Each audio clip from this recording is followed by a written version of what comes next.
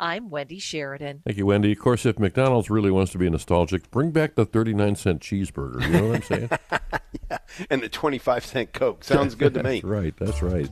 Wow. All right, time to find out what's on the mind of Matthew Archbold. Matt's Creative Minority Report is a terrific source, but it's also weird. In fact, he's weird. I'm weird. Dave is weird.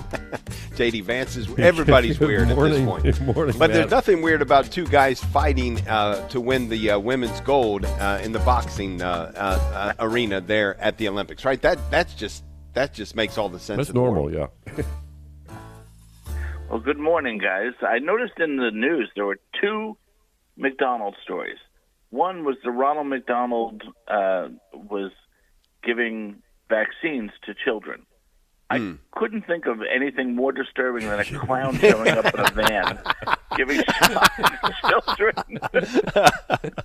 I mean, what are you guys doing over there? Are you trying to scare them? We're weird in Toledo. Let's just say that.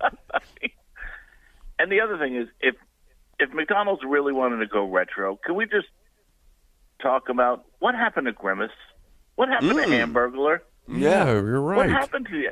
I mean, Grimace was like, if you put Barney the dinosaur into and mixed him in with nightmare fuel, you would have Grimace. You know what I mean? Yes. That's good. I mean, what were we thinking back in the day? Grimace. Grimace is not a good word. Grimace is something you do when you're in pain. And hey, kids. I think the world was a lot more realistic then. You know, hey, come to McDonald's. Grimace is here. That's what you can expect from McDonald's. Grimace and Hamburglar. Yeah. There's going to be a large man trying to steal your fries. And give you shots while he's stealing them. There you go. My. Right, exactly.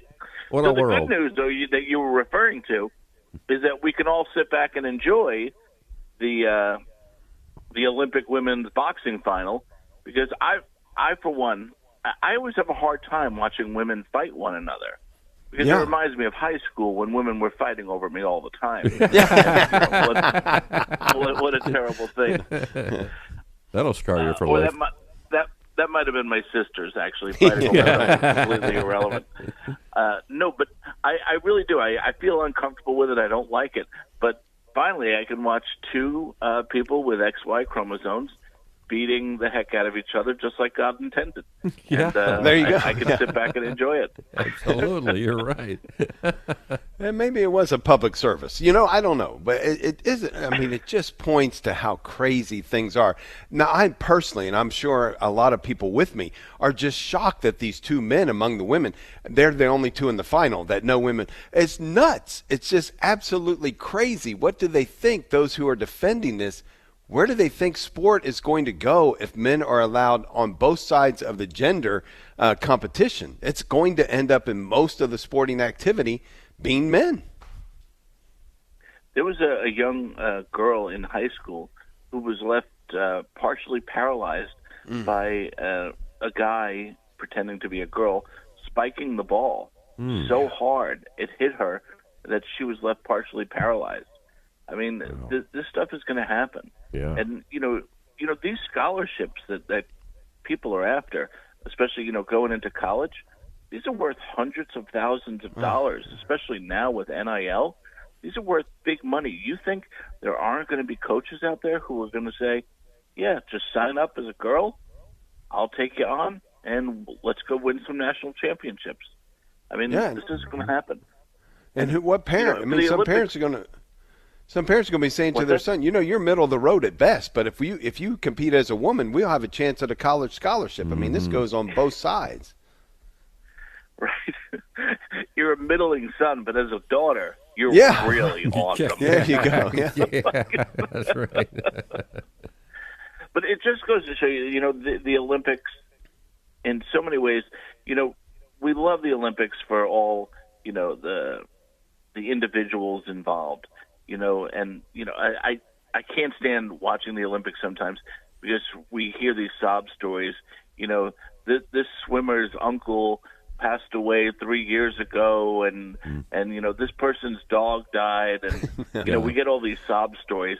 But, we watch it for the individuals, and it's great. But the Olympics itself, the administration has failed us in every single way. But it really goes to show you how much everything has failed us. The media has failed us time and again.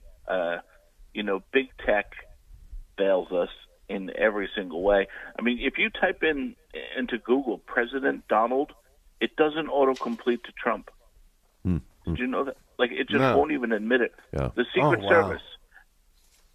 Service, obviously has failed us. Congress has failed us. The president has failed us.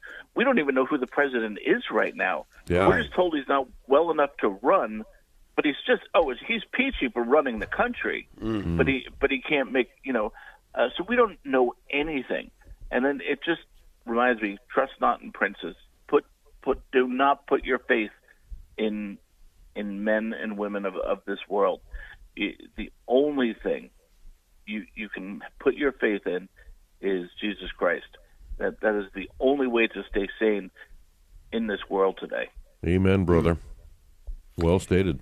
And true, because no matter where you look, you're right, everybody's failing us. And going back to the whole boxing thing, there was an apology. Remember when this man fought the Italian boxer and she forfeited 46 seconds into it, fell to the mat and called it unjust? There was an apology after that by her. She apologized for her reaction. I'm like, is this really where we're at? She's apologizing? That's so crazy. Think about the pressure that was put on her to do so. Yeah, that's true. She made a good stance, a heroic stance, a true stance, and then they said, you will lose everything unless you apologize. Go to creativeminority report.com. Matt Archbold, thanks. Have a great day.